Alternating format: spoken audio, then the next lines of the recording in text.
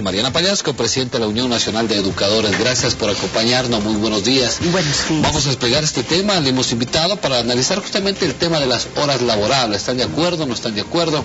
Esas 8 horas laborables, o dónde tienen los inconvenientes. ¿Ustedes han venido cuestionando, criticando, o qué falta para justamente tratar el tema más a fondo? Bienvenida. Buenos días, muchísimas gracias por la invitación. A un año o 2 meses de haberse aplicado esta medida de las 8 horas reloj y haber desconocido el trabajo docente como trabajo pedagógico que se lo reconoce en el mundo y en América Latina, debemos decir que esta medida fue implementada sin mayor reflexión, es decir, sin haber creado las condiciones para que los maestros trabajemos 8 horas reloj en las instituciones educativas. No es verdad que se haya incrementado la jornada pedagógica, es decir, el trabajo con los estudiantes. Sigue siendo la misma jornada anterior. Las 6 horas pedagógicas o las 8 horas pedagógicas diarias siguen siendo las mismas, es decir, no ha mejorado la calidad de la educación porque lo que se incrementó fue el tiempo que los maestros deben quedarse en la institución educativa haciendo actividades que siempre las hemos hecho, como por ejemplo planificación, revisión de tareas, investigación, calificación de exámenes, lo que ha significado también el trabajo de oficina, digámoslo así, que en nuestras casas ese trabajo oculto lo realizábamos en mejores condiciones. ¿Qué les molesta o les disgusta? Lo que nos molesta, y creo que es molestia, debe ser para todo el pueblo ecuatoriano, es de que esta medida no haya significado mejorar la calidad de la educación, sino más bien hayamos acelerado un proceso de desgaste de salud ocupacional de los maestros, porque todo el pueblo ecuatoriano conoce que las instituciones educativas no son un ambiente laboral, un ambiente escolar adecuado. El 75% de las instituciones educativas no han sido intervenidas, siguen siendo las mismas viejas escuelas, los mismos viejos colegios, en donde no contamos ni con sala de profesores, ni con bibliotecas, no contamos con espacios netamente que permitan desarrollar nuestro trabajo profesional. En este punto, Mariana, ustedes son defensores de la hora pedagógica, es decir, que se cumplan las 6 horas docentes para que el resto de tiempo les permita a los maestros preparar, planificar, investigar la cátedra y la clase del siguiente día. Pero, ¿qué garantías nos da lo que acabamos de escuchar en su intervención inicialmente cuando refiere que los establecimientos educativos no cuentan con la infraestructura ni tampoco con la tecnología, el acceso a computadores, internet, bibliotecas bien equipadas, pero sí son los hogares de los maestros que cuentan con todos estos elementos para preparar la clase? No necesariamente los hogares, porque hay ya un acuerdo ministerial, el 181 y el 201, firmado por la señora ministra de Educación, que reconoce la flexibilización laboral, es decir, que hay actividades que se las puede realizar dentro o fuera de la institución educativa. El 65% de este tiempo, manifiesta dentro del acuerdo ministerial, se debe realizar fuera de la institución educativa, como investigar, planificar, revisión de tareas y la capacitación y actualización docente que debe darla el Ministerio de Educación. Y el 35% que es atención a padres de familia, que es recuperación pedagógica, que es trabajo en áreas, es decir, el trabajo académico, se lo tiene que hacer en la institución educativa. Esto ya está normado a través de estos 2 acuerdos ministeriales. Lo que está haciendo la Asamblea Nacional Legislativa, la Comisión de Educación, es precisamente interpretar el artículo 117 bajo estos mismos elementos. Por eso es que no es correcto, yo no sé si no es que se la ha informado bien a la señora ministra. Lo que estamos planteando es de que haya una normativa, porque lamentablemente en el sistema hoy estamos viviendo contradicciones dentro de lo que significa ámbito de funciones.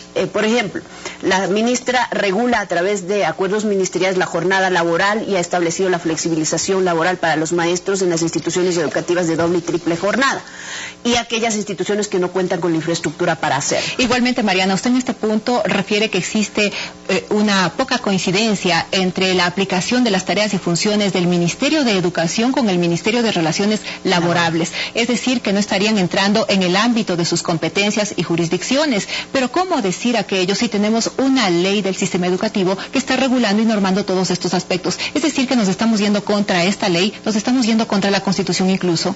Así es, porque la Ley Orgánica de Educación Intercultural es la que regula y norma el sistema educativo, regula la carrera docente, el trabajo docente, pero resulta que la Ley Orgánica de Servicio Público está por encima de todas las leyes y el ministro de Relaciones Laborales emite resoluciones que dicen que el maestro debe someterse a la jornada tal cual los servidores servidores públicos, que debe ingresar con reloj biométrico a tal hora para salir a almorzar, debe normar su horario y de igual manera la salida. ¿Cuándo ya el Ministerio de Educación ha normado aquello? No sabemos, hay una contradicción. Y la Constitución prevé este tipo de conflictos. En el artículo 326, numeral 3, dice que cuando hay conflicto en normativa siempre se aplica aquella que es más favorable a los trabajadores y trabajadoras. Me da la sensación que no quieren que les topen a ustedes en el tema educativo.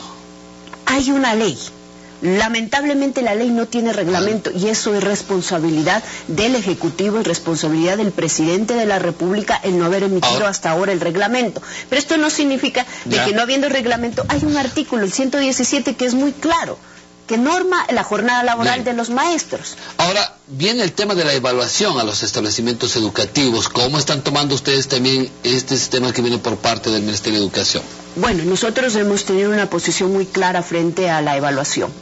Somos partidarios de una evaluación integral, interna, externa del sistema educativo, porque es la única forma realmente de desenmascarar en qué condiciones es que trabajamos los maestros y maestras. Esto significa entonces que se respete y se cumpla el artículo 68 de la Ley Orgánica de Educación Intercultural, en donde habla de los componentes de evaluación, quiénes deben ser evaluados dentro del sistema educativo. ¿Quiénes van a estar al frente? Tienen que ser evaluados la gestión educativa de las autoridades educativas, es decir, la autoridad educativa nacional es la señora ministra Gloria Vidal, es la primera en ser evaluada, debe ser evaluada. Las autoridades a nivel medio, a nivel de las instituciones educativas, los docentes, los estudiantes. En el caso de los docentes, nosotros no le tenemos miedo a la evaluación. Los resultados que han arrojado desde el 2009, alrededor del 50% de maestros han sido evaluados y los resultados son 97%, los maestros tenemos notas de excelente, muy buenos y buenos. Es decir, estamos hablando de que los maestros hemos demostrado capacidad, responsabilidad en medio del abandono de la educación. Pero lo que tengo yo ahora es una preocupación muy grande. El sistema educativo no puede ser evaluado por el Ministerio de Educación. La ley está vigente desde abril del 2011. El Instituto Nacional de Evaluación debe ser creado, debió haber sido creado ya. Lamentablemente, como se maneja dentro del sistema educativo, nos acabamos de enterar, y sin fecha inclusive, este acuerdo ministerial, que es el acuerdo...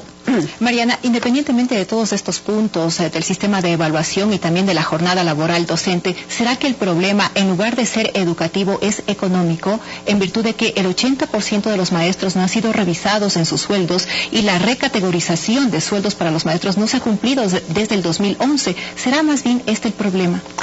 Es parte del problema, pero lo que yo quería plantear es de que si el Instituto Nacional de Evaluación está constituido, nos acabamos de enterar de aquello, está constituido ya por 4 personas. Dice la ley en el artículo 77, se constituirá por un delegado del Presidente de la República, un delegado del CENESID, un delegado del CEMPLADES y un directora eterna del Ministerio de Educación. Hoy conocemos de que la delegada del Presidente de la República es la señora ministra de Educación, Gloria Vidal, para el Instituto Nacional de Evaluación. La pregunta es, si la señora ministra también tiene que rendir cuentas, ¿cómo puede ser ella juez y parte de un Instituto Nacional de Evaluación?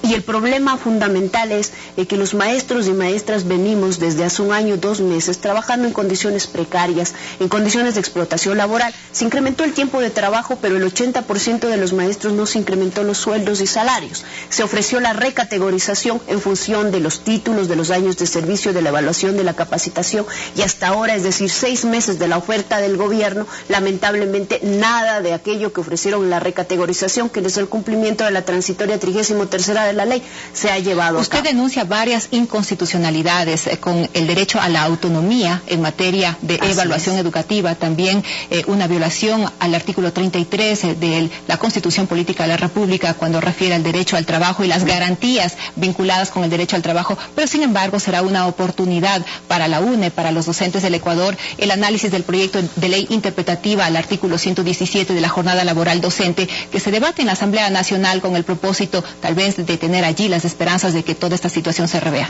Nosotros le hemos invitado a la señora ministra que más allá del problema político, porque cuando la educación se convierte en un problema político y no en un problema de bien común, de buen vivir, como se habla mucho de parte del gobierno, entonces empezamos a perder camino y entonces no entendemos que los maestros y maestras somos parte importante del sistema educativo, somos los obreros de la educación, somos quienes ejecutamos las políticas en el aula y la institución educativa. Por lo tanto, la exigencia de los maestros y maestras es precisamente un proceso de evaluación coherente e integral al sistema educativo, una responsabilidad frente a condiciones de vida y de salarios decentes, no con irregularidades e irrespeto a la Constitución y a los derechos de todos. 7:13 a.m. Gracias a la presidenta de la Unión Nacional de Educación, Mariana Pallasco. Hemos tratado dos temas importantes, el tema de las horas laborables y también de la evaluación a los establecimientos educativos. Gracias por acompañarnos.